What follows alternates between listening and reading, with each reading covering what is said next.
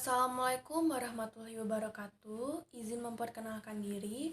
Nama Faras Nur Intan Salsabila dengan nomor pokok mahasiswa 2211080040, mata kuliah Filsafat Pendidikan Islam, kelas 3B, Prodi Bimbingan dan Konseling Pendidikan Islam, dengan dosen pengampu Bapak Dr. Ali Murtado MSI.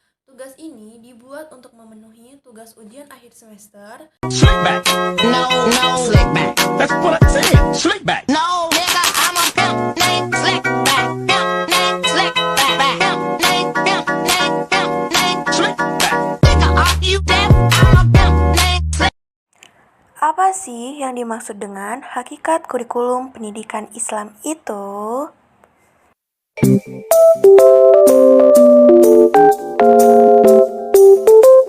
Hakikat kurikulum pendidikan. 1. Pengertian hakikat kurikulum.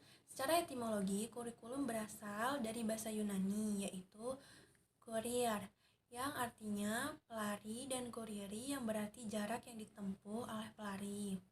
Istilah ini pada mulanya digunakan dalam dunia olahraga yang berarti a little race course, yang artinya suatu jarak yang harus ditempuh dalam pertandingan olahraga.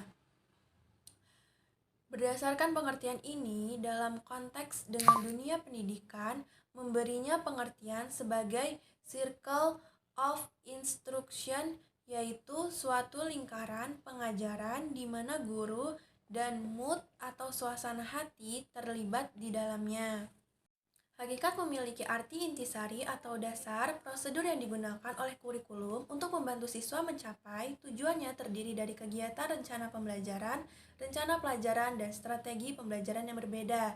Al-Quran dan hadis berfungsi menjadi sumber utama untuk mengembangkan kurikulum yang efektif, yang sesuai agar tercapainya tujuan pendidikan Islam.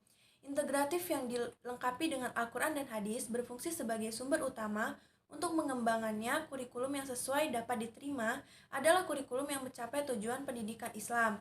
Di antara pendidikan Islam, yaitu yang pertama, tauhid. Tauhid adalah kerangka pendidikan yang harus dibangun sejak bayi. Dimulai dengan bayi yang diajarkan untuk mendengarkan kalimat-kalimat tauhid dengan cara seperti azan, iqomah, murotal, dan lain-lainnya.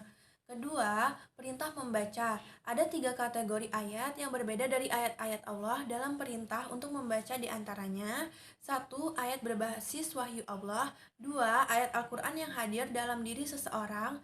3. Ayat Allah ditemukan di kosmos independen.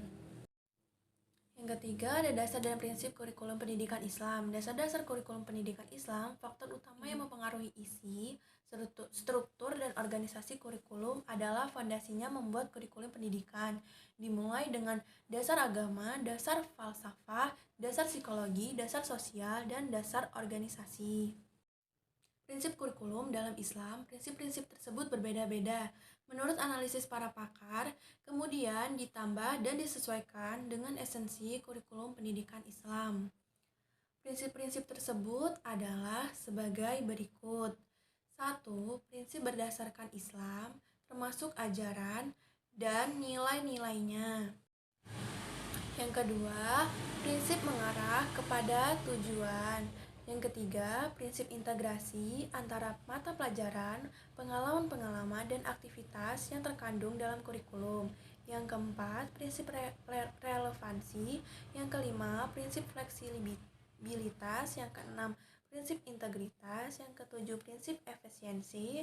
Yang kedelapan, prinsip kontinuitas dan kemitraan. Yang kesembilan, prinsip individualitas. 10. Prinsip kesamaan, memperoleh kesempatan dan demokratis. 11. Prinsip kedinamisan. 12. Prinsip keseimbangan. Dan 13. Prinsip efektivitas. Selanjutnya ada orientasi kurikulum dalam Islam. Kurikulum pendidikan Islam berorientasi kepada 1.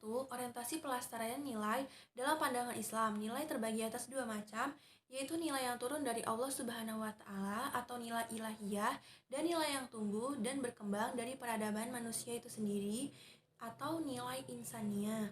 Kedua nilai tersebut selanjutnya membentuk norma-norma atau kaidah-kaidah kehidupan yang dianut dan melembaga pada masyarakat yang mendukungnya. Kemudian ada orientasi pada peserta didik. Orientasi ini memberikan pedoman arah pada kurikulum untuk memenuhi kebutuhan peserta didik yang disesuaikan dengan bakat, minat, dan potensi yang dimilikinya, serta kebutuhan peserta didik. Kemudian selanjutnya ada orientasi pada masa depan, perkembangan ilmu pengetahuan dan teknologi atau bisa disebut iptek, kemajuan suatu zaman ditandai oleh kemajuan ilmu pengetahuan dan teknologi serta produk-produk yang dihasilkan.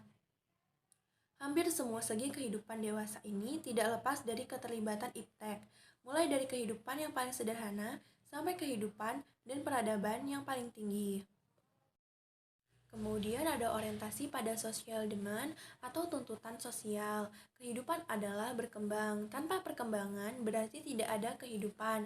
Masyarakat yang maju adalah masyarakat yang ditandai oleh munculnya berbagai peradaban dan kebudayaan, sehingga masyarakat tersebut mengalami perubahan dan perkembangan yang pesat. Kemudian ada orientasi penciptaan tenaga kerja kebutuhan.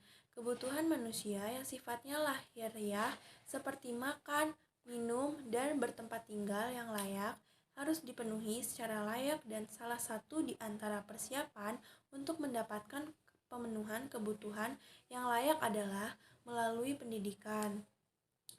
Dan yang terakhir ada orientasi penciptaan lapangan kerja. Orientasi ini tidak hanya memberikan arahan kepada kurikulum bagaimana menciptakan peserta didik yang terampil agar dapat mengisi lapangan kerja di dalam masyarakat dikarenakan terbatasnya lapangan kerja. Sekian pemaparan materi dari saya. Terima kasih. Wassalamualaikum warahmatullahi wabarakatuh.